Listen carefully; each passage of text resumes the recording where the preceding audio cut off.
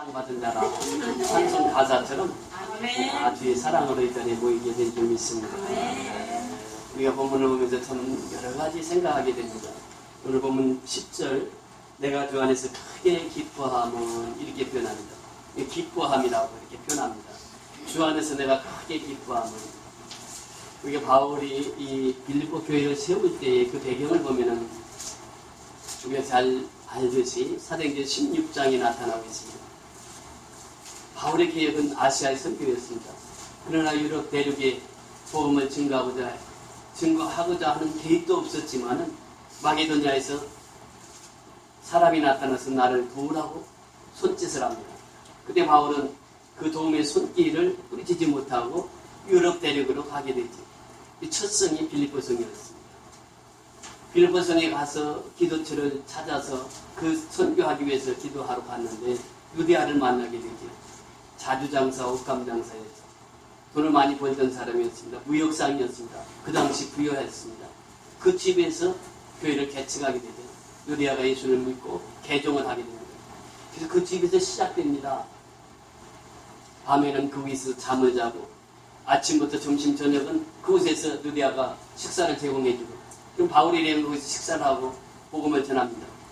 낮에 전도하러 갔더니 귀신 들린 여종이 나타나서 그렇게 방해를 합니다. 그때 예수의 이름으로 귀신을 쫓아내고 그 사건으로 인해서 바울과 실라는 감옥에 갇히게 됩니다. 그때 밤중쯤 되어서 하나님 앞에 찬양합니다. 기도합니다. 그때 지진이 일어나더니 옥터가 움직이기 시작합니다. 옥문이 열리기 시작합니다. 그리고 매인 것이 다 풀어지는 역사가 있게 됩니다. 여러분 교회의 시작은 바로 여기서부터 시작이 됩니다. 하나님 앞에 기도할 때 이제 있는 그곳이 진동을 하더니 그리고 옥문이 다 열립니다. 우리 예배했던 분들이 다 열리는 시간 되었으면 합니다. 아멘. 우리 예배인 죄 사슬이 다 풀려지는 역사가 있기를 소원합니다. 아멘. 이것이 신앙이에요. 이것이 빌립보교의 초기의 시작입니다. 그렇게 해서 교회가 세워집니다. 교회가 세워져서 이제 빌립보에서 목회하고 있던 에바브로디도가 선교헌금을 가지고 이제 바울이 감옥에 있으니까 선교헌금을 전달하러 갔습니다. 그 과정 속에서 나온 말씀입니다. 빌립보서에는 우리가 성경 여러 번 읽지만은 특별히 빌립보서를 우리가 애송을 하고 많이 읽습니다. 왜냐하면 이 기쁨의 서신이기 때문에, 왜냐하면 긍정적인 말씀이 써있기 때문에, 왜냐하면 감사하는 마음으로 기록된 말씀이기 때문에 그렇습니다. 그래서 빌립보서를 읽을 때마다 우리에게 기쁨이, 읽을 때마다 감사가 넘치게 되는 것은 바울이 그 옥중에서 이 편지를 썼기 때문에 그렇습니다. 에바브로디도 편에 이 편지를 보내려고 하는데 에바브로디도가 선교헌금을 가지고 와서 그만 병이 들었습니다. 중병이 들었습니다. 이 빌립보에서 로마까지는 먼 항해길이었습니다. 그 길에 오느라고 지금으로 말하면 독감이 걸렸는지 하여튼 중병에 걸려서 그렇게 앓고 있었습니다. 바울과 그 일행들이 함께 기도합니다. 그래서 에바브로디도가 기도의 응답을 받고 병을 고침을 받습니다. 그래서 에바브로디도 편에 이 편지를 써서 보낸 것입니다. 그때만 해도 빌립보 성도들은 이제 바울도 없지 그러면서 신앙생활하면서 원망과 불평이 쌓였던 시대입니다. 그러면서 이 주님의 첫사랑을 잃어버리고 원망하고 불평하고 있을 때 바울이 이 편지를 쓰면서 내가 지금 어디에 있는 줄 아느냐? 난 감옥에 있지 않냐? 그런데 내가 너희들을 볼 때마다 나의 멸류가 아니요 나의 기쁨인데 그래서 이 빌립보서 4장 4절에 보면 기뻐하라. 내가 다시 말하노니 기뻐하라. 그 기쁨이 바로 복음인데 기쁨을 잃어버리고 사니까 원망이 생기고 기쁨을 잃어버리고 사니까 감사치 아니하고 기쁨을 잃어버리고 사니까 불평하는 것 아니겠느냐. 다시 한번 기뻐하라. 내가 다시 말하노니 크게 기뻐하라 말씀하십니다. 오늘 보면 10절에도 주 안에서 기뻐하라 이렇게 명하죠. 여러분 그렇습니다. 우리가 신앙생활 할 때 가장 중요한 것이 뭐냐면 내 영혼이 살아야 됩니다. 내 심령이 살아야 기쁨을 누릴 수가 있습니다. 아멘. 이 찬송가 가사 중에 제가 202장을 참 좋아하는데 202장에 보면은 목사님 두 분에서 이 찬송 가사를 적게 됩니다. 이 목사님 두 분이서 여기 보면 밀리스라고 하는 이 목사님과 그 다음에 그 한 목사님은 블리스라고 하는 목사님과 다니엘 휘트리라고 하는 목사님 이분들은 부흥 강사였습니다. 부흥 1인도 하고 이제 그 은혜를 받았을 때 두 목사님이 한 분은 작사를 하고 한 분은 작곡을 하게 되는데 그 작사 작곡을 한 내용을 보세요.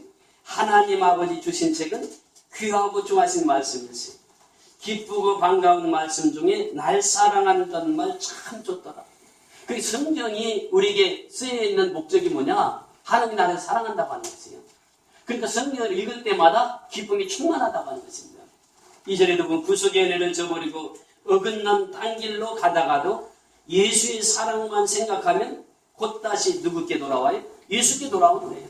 우리가 세상으로 나갔다가도 예수님만 생각하면, 예수님이 나의 죄를 위해서 십자가에 죽으시고 예수님은 죽으셨으나 사흘 만에 부활하신 그 예수님만 생각하면 예수님께로 다시 돌아올 수밖에 없다고 합니다.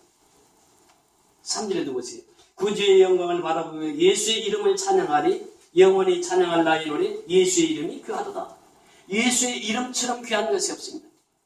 예수의 이름으로 병고침의 역사가 일어났습니다. 예수의 이름으로 귀신이 쫓겨나갔습니다. 예수의 이름으로 모든 일들이 이루어지는 것을 보게 됩니다. 그러면서 4절에 보니까 주 예수 날 사랑하시오니 나 또한 예수를 사랑하네. 날 구원하시려 내려오사 십자가 위에서 죽으셨네. 주 예수 날 사랑하시오니 마귀가 놀라서 물러가네. 이것이 신앙입니다. 예수님을 사랑하면 마귀가 놀라서 도망을 간다. 어둠의 세력이 떠난다고 하는 것입니다. 귀신이 떠난다고 하는 것이에요. 여러분, 어둠의 세력의 역사는 예수님을 우리가 온전히 사랑하지 못하니까 어둠이 장난하는 거예요. 그러니까 예수님을 온전히 사랑하면 마귀가 놀라서 도망을 가는 거예요. 그 예수님의 진정한 사랑을 우리가 소유하지 못하기 때문에 어둠의 역사가 온다고 말이죠. 그래서 우리가 예수님을 진정으로 사랑하게 되면 마귀는 놀라서 떠나게 됩니다. 나를 이렇게 사랑하니 그 사랑 어찌 보답할까? 십자가를 생각할 때마다 그 사랑을 보답할 길이 없어요. 어떻게 우리가 예수님의 십자가의 사랑을 받았습니까? 그 사랑을 받았기 때문에 우리가 구원을 받았고 그 사랑을 평생 보답해도 보답할 길이 없는 것입니다. 그럼 후렴해 보세요. 후렴은 참 중요하죠. 주께서 나를 사랑하니 즐겁고도 즐겁도다. 누가 나를 사랑해요? 주께서. 누가 나를 사랑해요? 하나님께서. 누가 나를 사랑해요? 성령님께서 나를 사랑하십니다. 누가 나를 사랑해요? 예수님께서 십자가에 죽으시기까지 나를 사랑하신대요. 주께서 나를 사랑하니 즐겁고도 즐겁도다. 이게 신앙입니다. 신앙은 기쁨이에요. 하나님 나라 보세요. 성령 안에서 의와 희락과 평강이 이것이 하나님 나라입니다. 성령 안에서 이루어지는 거예요. 그러니까 이 하나님의 나라는요, 그 속성이 성령 안에서 이루어지는 것입니다.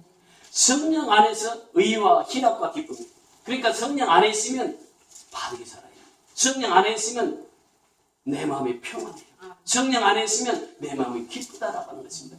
그래서 주께서 나를 사랑하니 즐겁고도 즐겁도다. 주께서 나를 사랑하니 나는 참 기쁘다. 기쁘다. 그러니까 기쁨이 어디서 있느냐? 주 안에서 있다라고 하는 주 안에서. 주 안에서 내가 크게 기뻐하면 이 말입니다. 주 안에 있을 때 크게 기쁨이 있다라고 하는 사실이죠. 여러분, 우리 베드로전서 2장 9절에 보면은 우리가 이제 세 번역에 보면 이렇게 번역되어 있습니다. 그러나 여러분은 택함을 받은 민족이요 이렇게 표현합니다. 여러분, 이 대한민국은 하나님 앞에 택함을 받은 민족인 줄 믿습니다. 아멘. 우리나라가 전에 조선이라고 그랬죠. 조선. 미국 사람들이 선교를 하다 보니까 조선 하다 보니까 초선에서 초선이라고 하는 게 선택된 민족이라 이런 뜻이에요. 이제 대한민국을 보니까 이 선택된 민족이라. 그리고 지난 한 주간 동안 어떤 기쁨을 누렸습니까? 그 아시아에서는 박항서라고 하는 축구 감독 이야기로 우리 대한민국 사람들이 자부심을 갖는 한 주간이었습니다. 아시아 축구에서 16강 만들어도 원이 없다고 했던 베트남. 그 박항서 감독이 가더니 16강을 넘어서 4강을 넘어서 어디까지 갔습니까? 결승까지 진출했어요. 결승에 진출해서 마지막 일본을 못 지켜서 패자가 되었습니다만 준우승을 했다. 그 베트남에는 온통 한국 사람 누구의 박항서의 얼굴을 가득 차 있습니다. 대한민국 백성들이요 참 세계 곳곳에 가서 큰 일들을 많이 합니다. 우리 정현 선수 22살입니다. 테니스에 4강까지 올랐습니다. 복식에서 16강에 올랐는데 두 가지 중에 한 가지 선택해야 됐습니다. 이 정에는 결단력이 있었습니다. 복식은 포기를 합니다. 그리고 단식으로 갑니다. 단식으로 가서 8강 때 조코비치를 만납니다. 조코비치가 어떤 사람입니다. 세계 1위를 몇 년 동안 했던 사람입니다. 이 사람을 상대로 해서 3대0 완파를 합니다. 그때 그 현장에서 인터뷰를 합니다. 인터뷰를 할 때 어쩌면 조코비치를 이길 수 있었습니까? 조코비치는 나의 영웅이었습니다. 그리고 조코비치가 하는 그대로 내가 따라서 했습니다. 그런데 조코비치는 나이가 들고 나는 젊었기 때문에 내가 이겼습니다. 3대0을 이기면서 인터뷰 내용이 그렇습니다. I imitation of his skill. 내가 조코비치 기술을 그대로 모방했습니다. 그리고 연습을 했습니다. 그랬더니 조코비치를 넘을 수 있었다라고 했습니다. 그들이 한결같이 얘기합니다. 조코비치나 페레디 이 사람도 세계 최1위 자리를 오랫동안 지켰던 페레디 이 사람들이 공이 말하는 것이 이 사람 실력은 랭킹 10위권에 듭니다. 제가 오늘 아침에 이제 말씀을 준비하다가 그 사진을 보았습니다. 그의 발에 찍힌 사진입니다. 그 발에 찍힌 사진을 보면서 제가 참 감동을 받았습니다. 그쯤 앞 발자국이 이 직물에 나가지고 터져가지고 속살까지 다 드러났습니다. 그만큼 열심히 뛰었다는 최선을 다했습니다. 그래서 마지막 4강전에서 자기가 기권을 했는데 물집이 터져가지고 발이 보니까 이 속에 이렇게 드러나 있더라고요. 그 발을 가지고 뛰었습니다. 여러분, 우리가 신앙생활도 최선을 다해서 신앙생활하는 사람은 어떠냐? 그냥 보통 신앙인들처럼 살지 않습니다. 이 찬송인도 하시는 분들 보지. 어제 소리 드리는 팀에 다 그 곡을 다 올립니다. 올려서 또 그 곡을 연습하고 연주하고 또 찬양 부르고 그리고 또 아침 일찍 와서 또 연습을 하고 그 찬양에 하나님 앞에 영광을 돌리기 위해서 그렇게 노력을 합니다. 영남식 권사님은 어제부터 와서 어제 연습하시고 오늘 또 새벽에 일찍 와서 또 연습하시고 그 최선을 다해서 반주가 나오는 거지. 여러분 노력하지 않고는 안 됩니다. 우리가 그만큼 숨은 노력이 있었기 때문에 그들이 빛을 보는 것이에요. 우리가 하나님 앞에 하나님의 섬김도 역시 마찬가지입니다. 지금 우리는 양군 성교연합교회 당연히 세우고 올해는 또 다른 교회를 세우고자 주님 앞에 기도하고 있습니다. 여러분 보세요. 우리가 지하실에서 우리 이렇게 작은 숫자가 또 교회를 세운다고 했을 때 사람들이 믿었냐라고 하는 것은 전혀 믿지 못했던 그 역사를 우리는 작년 한 해 동안 이뤄냈습니다. 올 한 해도 분명히 이루어주실 줄 믿습니다. 그것이 믿음이에요. 우리는 그 노하우가 있습니다. 우리는 고난을 당했습니다. 핍박을 당했습니다. 그럼에도 불구하고 주님을 놓치지 않았습니다. 주님 앞에 우리 주 안에 서 있습니다. 그러니까 주께서 이 일을 이루어 가신 줄 믿습니다. 그래서 주 안에 굳게 서야죠. 주 안에서 크게 기뻐했다고 하는 것은 바로 이 사실을 두고 하는 말입니다. 그래서 이 바울이 이제 그 에바브로 디도편에서 선경험을 받고 나서 이 글을 씁니다. 이 글을 쓰면서 주 안에서 내가 크게 기뻐하면 성경을 받아서 기뻐하는 것도 물론 있죠. 그러나 바울의 그 기쁨은 그것을 뛰어넘었습니다. 지금 오랜 동안 빌립보 교회가 어려움을 겪고 있는데 그들이 성경을 모아서 가지고 왔어요. 그 성경을 받으면서 바울이 생각한 거예요. 그동안에는 성경금이 없어서 자비랑을 선교를 했습니다. 그러면서 자기 자족하는 삶을 배웠어요. 성경금이 없었기 때문에. 그런데 성경금이 도착했습니다. 돈보다도 더 귀중한 것은 그들의 마음이었다고 하는 것이에요. 그들이 마음을 모아서 이렇게 성경금을 가지고 왔어요. 얼마를 가지고 왔는지는 잘 모르겠어요. 크고 작은 것은 액수는 문제가 아닙니다. 그런데 그 마음을 바울은 보신 거죠.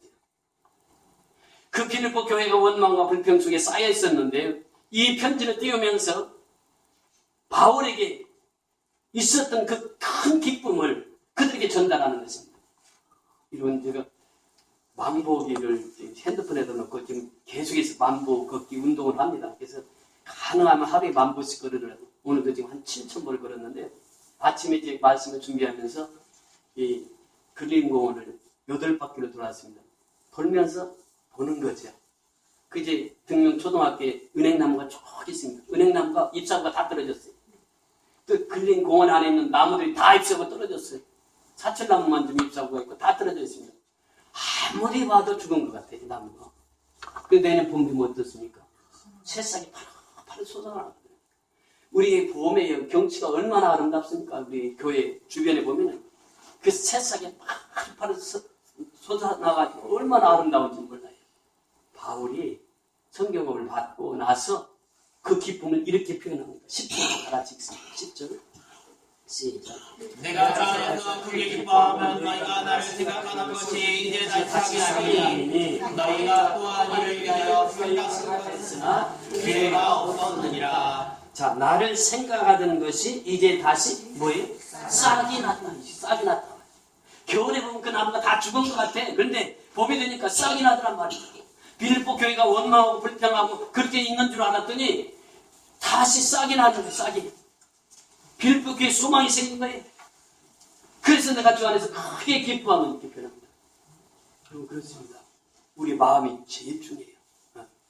마음을 모았어요. 모아서 이제 바울이 감옥에 있는데 거기 선교비를 보냅시다. 그래서 선교비를 모아가지고 에바브로 편에 전했어요. 이 전함을 전했을 때 그것을 받고 나서 빌립보 성도들의 이제 새싹이 난다. 그들의 신앙이 새싹이 난다. 그 마음이 하나님께로 향했다라고 하는 거예요. 이것을 크게 기뻐했다고 하는 것입니다. 더 중요한 것이 있습니다. 자, 11절, 12절 같이 보십니다. 12절. 내가 물망으로 말하는 것이 아니라 내가 형편에 나는 자족하기를 배웠노니 나는 이전에 알고 복음의 차를 알아 모든 배고픔과 배고픔과 죽음과 굶김에도 전주 아는 일체의 비밀을 배웠노라. 성경금이 떨어졌을 때에 다 배웠어요. 무엇을? 자족하는 삶을 배웠다. 자족. 스스로 만족하고 살아가는 삶을 배웠다. 그 일체의 비결을 다 배웠어요. 바울의 삶은요, 자족하는 삶이었습니다.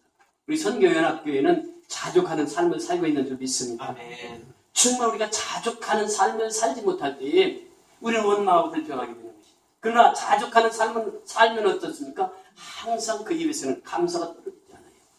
늘 감사합니다. 늘 하나님 앞에 기뻐합니다. 그 감사가 그 심령 속에 떨어지지 않아요. 왜? 자족하니까. 자족하지 못하면 원망불평이 생기게 됩니다. 근데 자족하는 사람은 늘 감사가 차고 넘칩니다. 이 감사도에 세 가지 감사가 있다. 첫째는 if라고. 만약에 그 감사가 있어요. 이게 조건적인 감사입니다. 두 번째 감사는 because of, 뭐뭐 때문에 감사합니다. 예를 들면 그렇습니다. 장로님이 나에게 밥을 샀으니까 나도 밥을 한번 사야지. 이건 때문에 감사해요. 때문에. 이것은 누구나 할 수 있는 감사예요. 그런데 가장 중요한 감사, 세 번째 감사는 뭐냐? in spite of 감사예요. 이것은 뭐냐면 그럼에도 불구하고 감사합니다. 그러니까 바울은 지금 자족하는 삶을 사는 사람은 그럼에도 불구하고 감사합니다. 자, 다 같이 그럼에도 불구하고 감사합시다. 다시 한번 그럼에도 불구하고 감사합시다. 인정했습니다. 자족하는 삶은 그럼에도 불구하고 감사했습니다. 뭐 하나가 무성치 못해요. 포도나무가 열매가 없어요. 우리의 염소가 없어요. 양이 없어요. 오양간에 소가 없어요. 밭에 소축이 없어요. 그럼에도 불구하고 여호와로 인하여 나는 즐거워하고 기뻐하노라. 나를 구속하신 하나님으로 인하여서 내가 감사하노라. 이것이 하박국서의 고백입니다. 지금 우리가 이 감사를 배우자고 하는 이 감사를. 바울의 이 감사입니다. 인스파이트 그럼에도 불구하고 감사하는 거예요. 신앙은요, 그런 사람들을 통해서 역사를 이루어갑니다. 하나님 그런 사람을 통해서 하나님의 위대한 역사를 이루어가십니다. 그냥 일반적인 감사는 누구나 다 할 수 있는 거예요. 그런데 그럼에도 불구하고 감사는 아무나 할 수 있는 것이 아닙니다. 신앙이 있어야 돼요. 믿음이 있어야 돼요. 그러니까 바울이 고백하는 것이 바로 그겁니다. 지금 이 자족하는 비결을 배워서 빌립보 성도들이 성경금을 받으면서 그 자족하는 마음으로 감사했다. 그래서 우리가 감사의 신앙은 없음에도 불구하고 감사합니다. 인스파이트하고 감사. 여러분 다니엘서 보세요. 다니엘서에 보면은 다니엘서 6장 10절에 이렇게 성경은 우리에게 말씀하시고 있습니다. 다니엘의 이 조서에 왕의 도장이 찍힌 것을 알고도 자기 집에 들어가서 윗방에 올라가서 예루살렘을 향하여 창문을 열고 전에 행하던 대로 하루 3번씩 무릎을 꿇고 그의 하나님께 감사하였더라. 감사하였더라. 지금 이 상황이 어떤 상황입니까? 지금 이 상황 속에서 다니엘이 기도하게 되면 잡혀서 사자밥이 되는 상황입니다. 위기지요. 고난입니다. 근데 그 위기, 고난 속에서 하나님께 감사기도 하는 거예요. 그러면서 예루살렘 창을 열고 하루에 3번씩 그대로 기도하는 거예요. 잡혀갑니다. 잡혀가서 다니엘은 사자굴에 던져집니다. 다리오 왕이 다니엘이 사자굴에 던져진 것을 알고 그날 밤에 잠을 못 잡니다. 심술을 하지 못하고 밤새 하나님 앞에 기도합니다. 불신자가 하나님 앞에 기도하는 것은 여기 성경에 보면 여기 나와요. 우리 믿는 사람 기도하지 않으면 누구를 통해서 기도시킨다고? 믿지 않는 사람을 통해서 기도시키 하나님 몰정이 하나님만은 우리가 기도하지 않으면 믿지 않는 사람을 불러서 기도시키는 거예요. 다니엘은 믿지 않았거든요. 그런데 다니엘 살려달라고 사실 하나님 앞에 기도하는 거예요. 그러니까 제일 먼저 다니엘이 찾아간 사람이 누구예요? 다리오 왕이 찾아갑니다. 다니엘아, 사실은 하나님께서 너를 지켜줬는데 다니엘이 왕이시여 하면서 사자굴에서 벌쩍 일어나 나오는 거예요. 하나도 물리지 않고 사자 입을 봉해버렸으니까 나옵니다. 그런데 사자굴에 던져졌던 군사들을 왕이 그놈들 사자굴에 넣어놔 그랬더니 그 사람들은 땅에 떨어지기도 전에 사자가 뼈까지 다 씹어먹고 그 위기 속에서 다니엘은 하나님 앞에 감사했어요. 그럼에도 불구하고 하나님 앞에 감사했어요. 이것이 신앙이다 보니까 분수거리가 들어갔던 새치도 똑같습니다. 왕이여 하나님 우리를 구원해 주실 것입니다. 그리 아니하실지라도 우리는 왕이 신상 앞에 철할 수 없습니다. 그리 아니하실지라도 그럼에도 불구하고 이 신앙이 우리의 신앙이 되어야 될 줄 믿습니다. 아멘. 오늘 하나님께서 우리에게 주시는 메시지는 바로 이것입니다. 그리 아니하실지라도 그리 아니하실지라도 그럼에도 불구하고 이 신앙으로 우리 하나님 앞에 감사하자고 하는 것이죠. 그때 하나님께서 역사를 해주세요.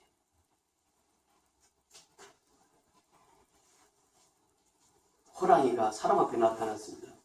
사람이 하나님께 얼른 기도를 했어요. 하나님, 저 호랑이 앞에 내가 있는데 저 좀 살려주세요. 저 좀 살려주세요. 기도했어요. 그래서 호랑이가 또 기도했어요. 하나님 앞에. 하나님, 먹잇감 주셔서 감사합니다. 먹잇감 주셔서 감사합니다. 그랬어요. 누구 기도를 들으셨을까? 생각해봐. 누구 기도를 들으셨을 것 같아? 호랑이 기도를 들었대. 감사 기도해서. 왜?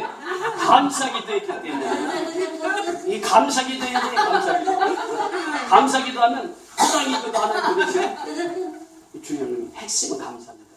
감사가 빠지면 우리 신앙생활에 참 밋밋합니다. 이게 감사예요. 감사. 그럼에도 불구하고 감사하니까 하나님의 위대한 역사가 나타나는 것이에요. 시간 순간순간 감사하죠. 이것이 하나님 앞에 서 있는 우리의 모습입니다. 자, 마지막 13절 같이 보십니다. 시작. 내게 능력 주시는 자 안에서 내가 모든 것을 할 수 있느니라. 다시 한번. 내게 능력 주시는 자 안에서 내가 모든 것을 할 수 있느니라. 하나님이 능력 주시면 할 수 있습니다. 아멘. 하나님이 능력 주시면 할 수 있습니다. 여러분 에스더 보세요. 에스더가 왕후가 되었습니다. 모르게 삼촌이 키웠거든요. 그 왕비로 단택될 때에 모르게 다 수발했습니다. 그래서 왕비가 됐어요. 왕후가 됐습니다. 그런데 모르드게가 수문장으로 있다가 절을 안 했어요. 그때 이 사람이 화가 나가지고 지금으로 말하면 대통령 비서실장급 되는 사람이 하만이 화가 나가지고 유대인들 멸절시켜라. 다 죽여라. 그래서 그 계략을 꾸몄을 때에 모르드게가 다급하니까 누구 찾아갔어요? 에스더 왕을 찾아갔어요. 찾아가서 얘기를 합니다. 우리 백성 다 죽게 되었으니까 당신이 우리 백성을 구할 수 있는 길이 이때가 아니겠느냐. 그래서 하나님께서 왕비를 세워주시다 안 했겠느냐. 그때 왕후 에스더가 모르드게에게 한 말입니다.